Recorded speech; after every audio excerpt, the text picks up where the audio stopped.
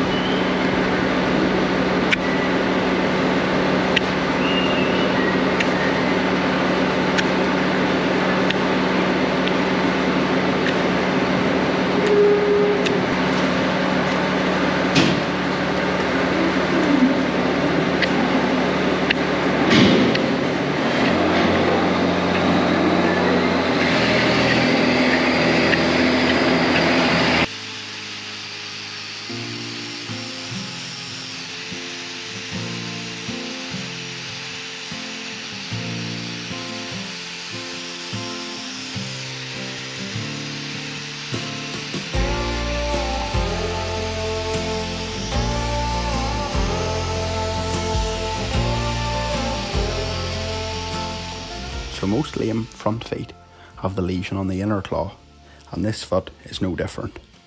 So let's get a block on the good side before we start removing any of the loose detached horn around the ulcer and the fracture at the heel.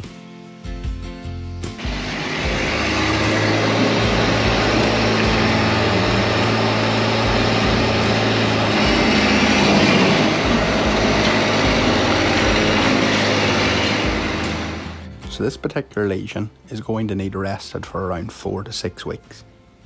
These cows are milked 3 times a day, so if I was to put on a wooden block, it would have probably wore away before the lesion had healed. That's why I'm fitting an orange TP block, which is high wear, and in 4 to 6 weeks I will recheck this cow and hopefully the lesion will have healed and the block will still be there. I trim away the loose horn as gently as I can, trying not to further insult the injured corium.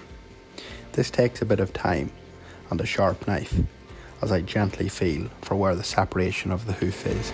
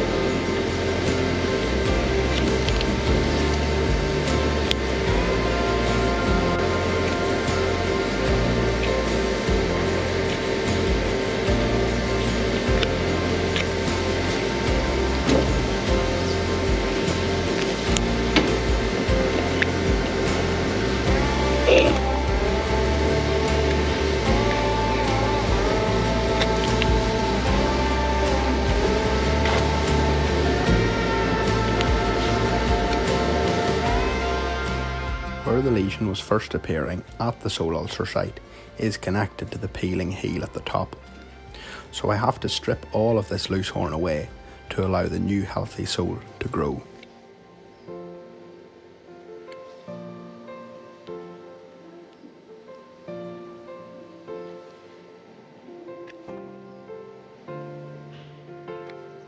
Some of you have commented and wondered why I feel around the lesion. I do this to feel for sharp edges that, if not removed, would not allow the lesion to heal 100%.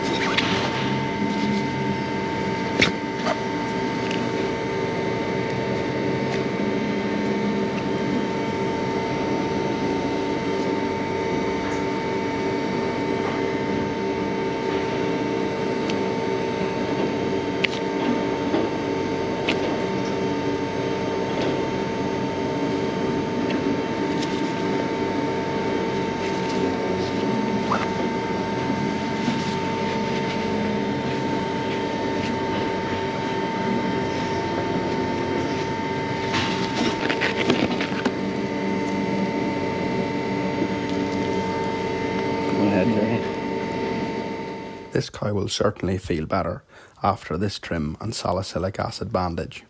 And as I'm letting the crush down and letting her out of the crush, I want to thank Jessica Baxter, Uriel Gray and Jean Thompson for your generous coffee donations, and thank you for fueling my love of coffee. And after a few awkward steps, this cow is starting to feel the comfort of the trim. Thanks for watching, folks. Enjoy the rest of your Sunday, and I'll see you all in the next video. Take care.